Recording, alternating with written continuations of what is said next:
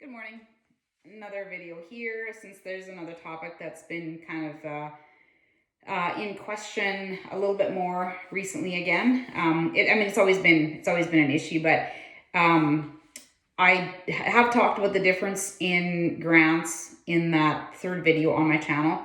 That there is a difference between some grants are granted to the original owner, and it will say on there to their heirs, successors, and assigns forever.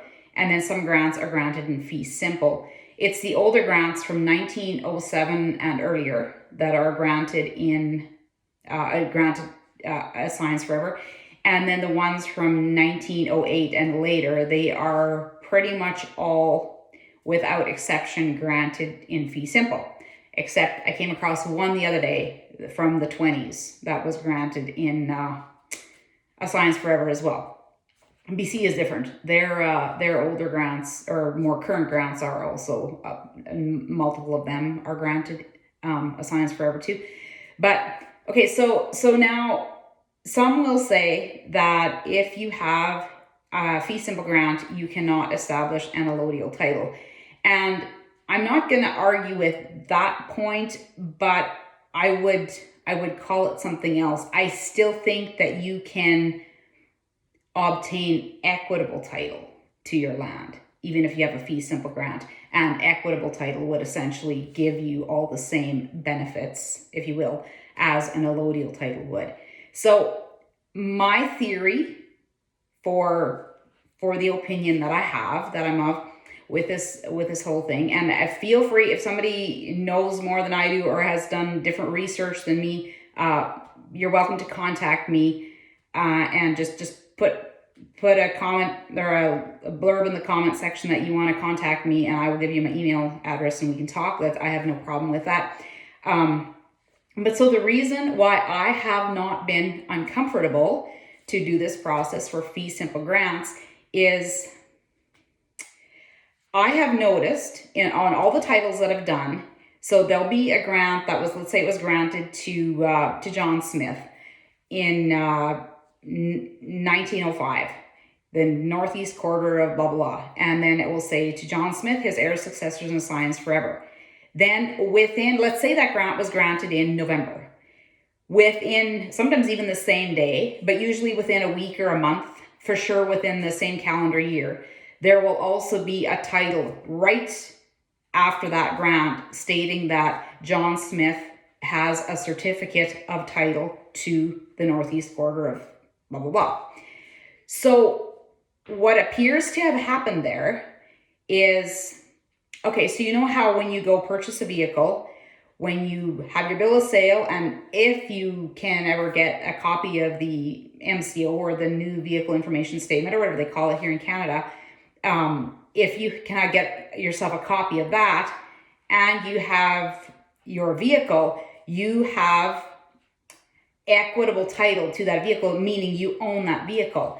Then the minute you go to your insurance agent, SGI or whoever, and you put insurance on that vehicle, what you've essentially done is you have signed that vehicle over to the government. Now the government owns it. That's why they can tell you when you need to replace your windshield and you know, your mufflers can't be louder than so-and-so and whatever.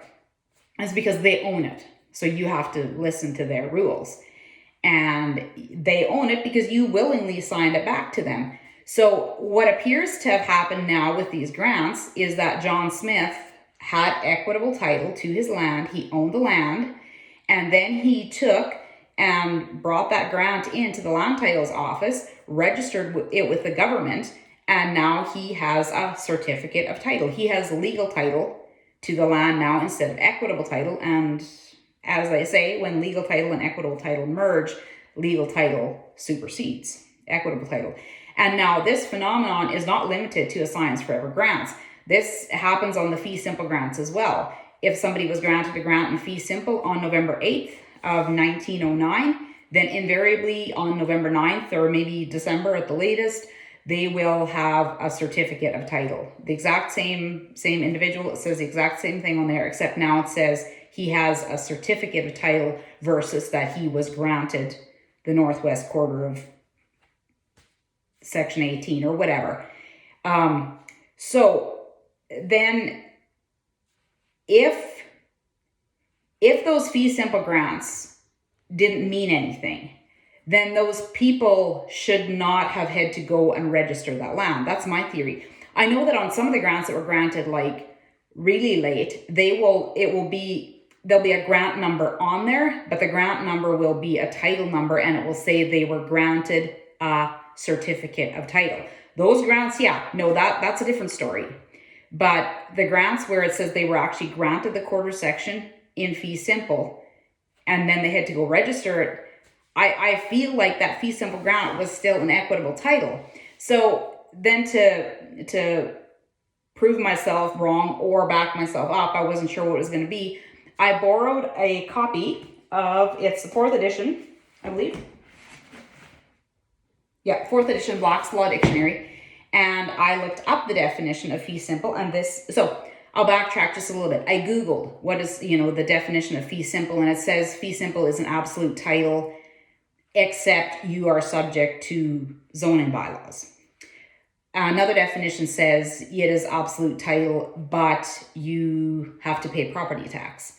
So then I borrowed this 4th edition Black's Law Dictionary from a neighbor, and I looked up the definition of fee simple in there because, as we know, words that we throw around every day mean something very different to a lawyer or a judge or whatever, or once you get into court. That's why you can get yourself into trouble. So I looked up the definition of fee simple in Black's Law Dictionary, and this is what it says.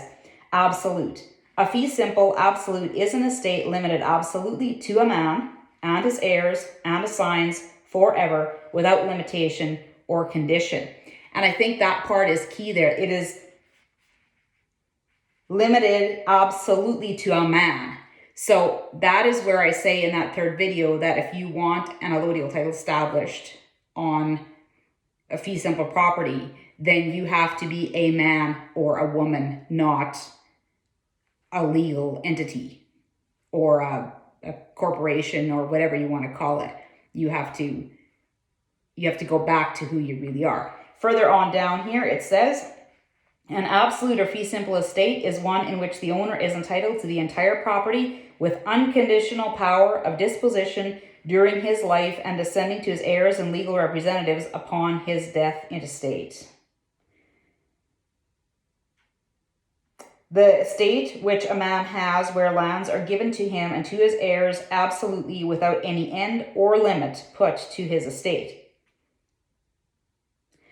That doesn't sound very much like somebody who has to pay property tax or somebody who has to listen to a bylaw that says he can't have more than 5 laying hens without a permit. So that's my take on it. I would encourage the rest of you guys to do your research as well. If you find something that disputes this, by all means, hit me up. But this is why I'm comfortable doing a allodial title process on fee simple grants.